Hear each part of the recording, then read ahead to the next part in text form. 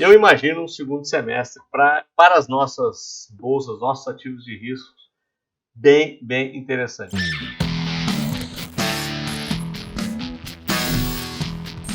Olá, amigos e amigas da Focalize, sejam muito bem-vindos aqui ao nosso bate-papo da sexta-feira, esse espaço onde debatemos o que aconteceu de mais importante na semana, o efeito disso nos mercados e já tentando projetar o que tem de mais importante para a próxima semana e tentando antecipar talvez alguns movimentos aqui e de alguma forma ajudá-los na tomada de decisão. E lembrando, episódio 6 do Aposentado Rico já está em todas as plataformas, especialmente aqui no YouTube, onde você consegue também nos enxergar dentro do estúdio. Spotify, Deezer, Apple, Amazon, todos onde tiver possibilidade de a gente colocar o podcast na plataforma, a gente está colocando à disposição de vocês. E nesse último episódio falamos especialmente de educação financeira dos filhos. Ficou bem legal. Se você não assistiu ainda, recomendo de pessoal colocar o link aqui para vocês, bem como o link de todos os outros episódios. Já tem até uma playlist no YouTube ou no Spotify lá que você consegue seguir. E para quem ainda não se inscreveu, restam algumas vagas para o nosso evento presencial, dia 6, 18 horas, no Espaço do Empreendedor da CI. Vou estar com o pessoal da Quantitas como meus convidados aqui. Vamos falar de inflação, juros e o impacto disso na formação eficiente de uma boa carteira de investimentos. Então, como é que a gente consegue ganhar dinheiro com isso? Então, quem não se inscreveu também é nosso convidado. Muito bem! E essa semana, ou especialmente nessa sexta-feira, estamos encerrando mês, trimestre e semestre. Né? Então, costuma ser bastante importante o fechamento do semestre também, principalmente em relação à indústria de fundos, né? Que fecha principalmente a questão dos resultados, se vai conseguir cobrar performance ou não vai. Então, costuma ser um dia bastante movimentado por esses aspectos também. Mas o que aconteceu de mais importante na semana, na minha visão, foi a reunião de ontem da CMN, né, o Conselho Monetário Nacional, e dentro daquela ideia de pragmatismo, que mesmo os principais agentes do governo continuem ainda fazendo papel de animador de torcida, não saia do palanque, a parte pragmática do governo continua fazendo o que precisa ser feito. E, particularmente, eu tenho cada vez aumentado mais meu respeito em relação ao ministro Haddad, que vem fazendo um belo trabalho no Ministério da Fazenda. E ontem foi dada mais uma clara demonstração disso, com a definição das metas de inflação. Não houve nenhuma loucura em relação, pelo contrário, foi mantida a meta de 3%, foi mantida a ideia de responsabilidade fiscal e já mostrando, inclusive, um respeito tanto dentro da política monetária quanto da política fiscal. Claramente isso já apareceu ontem, vou mostrar depois no gráfico da taxa de juros futuro, que mostra que nesta parte estamos caminhando bem e o nosso otimismo em relação principalmente aos ativos de risco não é em vão. Né? Ele vem demonstrando que é possível, né? A gente tenha, quem sabe, até um segundo semestre bastante interessante. E eu também vou mostrar no gráfico de juros futuros já o efeito que fez principalmente no DI 24, claramente já apostando numa expectativa na próxima reunião de agosto, que seja 0,25 ou até mesmo 0,50 na baixa de taxa de juros, o que permanece sendo muito bom para ativos tipo fundos imobiliários, mas também para os small caps. Também vou mostrar o gráfico da Small 11 para vocês, onde isso fica muito claro, o efeito direto da baixa do juro futuro em relação ao efeito das small caps. E o que aconteceu com o Ibov nesse último momento aqui? Estamos praticamente aqui no horário, estou gravando exatamente às 17 horas, estando no leilão de fechamento.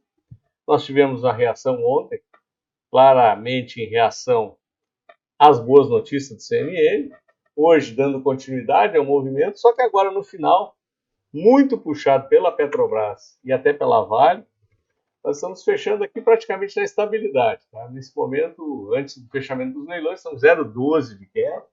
Então, o mercado ele faz o recuo clássico até a média de 21 períodos, completa praticamente o movimento de correção e dá mostras de que pode dar continuidade ao movimento ascendente, tendo em vista tudo que eu comentei com vocês até um determinado momento. Da mesma forma, não muito diferente, dá só uma olhada no que aconteceu com o dólar futuro. Ele fez o repique até o fundo perdido, tínhamos comentado dessa possibilidade, e no pregão de hoje, já com uma pressão vendedora bastante forte, olha só, ele já vem flertar novamente lá na casa dos 4,81. E aqui, talvez o gráfico mais relevante que eu queria mostrar para vocês no dia de hoje, que é o DI 24, olha só, o que acontece nos últimos 2 dias, tendo em vista o comentário que eu fiz em relação às decisões do Conselho Monetário. Já abaixo de 2,84. Aqui é uma claríssima demonstração da aposta de que teremos em agosto boas novidades relativas à baixa de taxa de juros, provavelmente promovida pelo cupom. E no DI 25 não está diferente, né? Ele já era mais claro, mas continuamos, olha só, já estamos abaixo dos 11%. Né? Então, o que demonstra isso? Quem sabe tenhamos juros no final de 24 abaixo dos 10, o que também continua sendo muito positivo. Enquanto o juro futuro continuar dando demonstração de quedas, isso é muito, mas muito, muito interessante para os ativos muito ligados ao longo prazo, a necessidade de funding. Então, estamos falando aqui de construção civil, de varejo, de tecnologia e uma série de outros ativos que já dispararam aqui. Tem ativos com 100, 150, até 200% de alta nos últimos 60 dias, graças a esse efeito aqui muito positivo da queda do juro futuro. E o que está acontecendo lá fora? Nós estamos com S&P, deixa eu botar o gráfico do S&P aqui para vocês. Olha só, uma reação muito interessante nos últimos 4 pregões, hoje praticamente confirmando um pivô de alta. Não está muito diferente o gráfico da Nasdaq, um pouquinho mais atrasado, mas também já na iminência de um pivô de alta. Eurostock não diferente, também já testando o top story, num movimento em V, né, caiu e agora já recupera-se em vias de romper top story. E o gráfico do medo, o VIX, também novamente flertando abaixo dos 15, o que é muito interessante também. Temos feriado na terça-feira, 4 de julho, lá no mercado americano. Provavelmente a liquidez nos mercados do norte vai ser mais baixa na segunda-feira. Não teremos pregão na terça.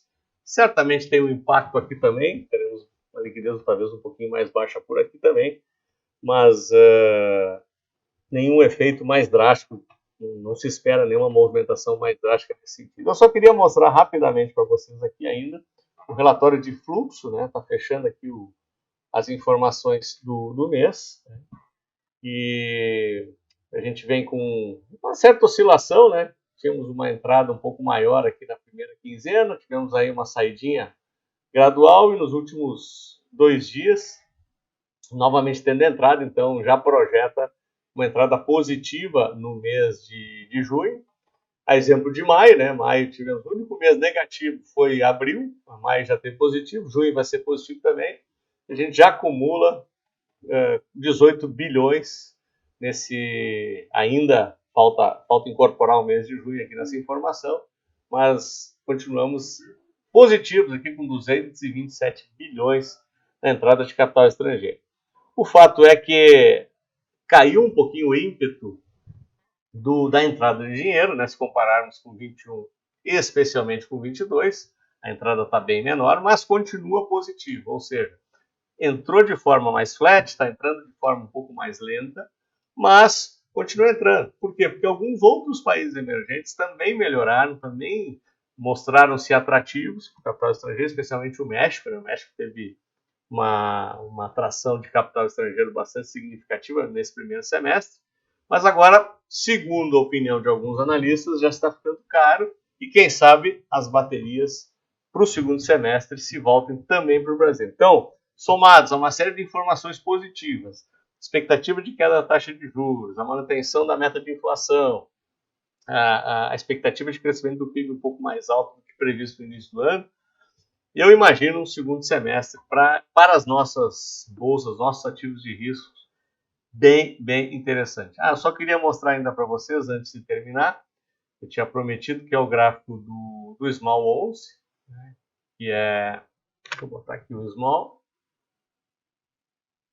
olha só, ele está bem mais forte nesse momento que o Ibov, já na iminência de mais um pivô de alta, né, em relação ao topo anterior. Então, aqui é reflexo direto, né, conforme eu tinha mostrado, desculpa, não estava mostrando o gráfico, agora sim.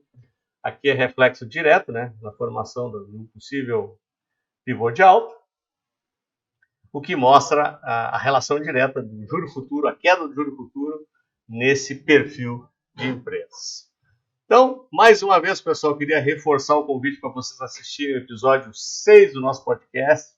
A gente está adorando fazer, a gente está recebendo feedbacks maravilhosos. Se você tiver alguma sugestão, vai lá, escreve, comenta, vê se concorda, discorda. Se tiver sugestão de tema, escreve lá para nós. Já vai na playlist se perdeu algum dos 6 episódios. Eles são atemporais, né? Ou seja, não tem problema de assistir o primeiro, o quarto, o terceiro, voltar para o segundo. Né? Não tem ligação um com o outro. São temas separados, então você pode assistir a qualquer momento. E é sempre uma satisfação contar com a audiência de vocês todos. Se gostarem, deem seu like, assinem aqui nossos canais.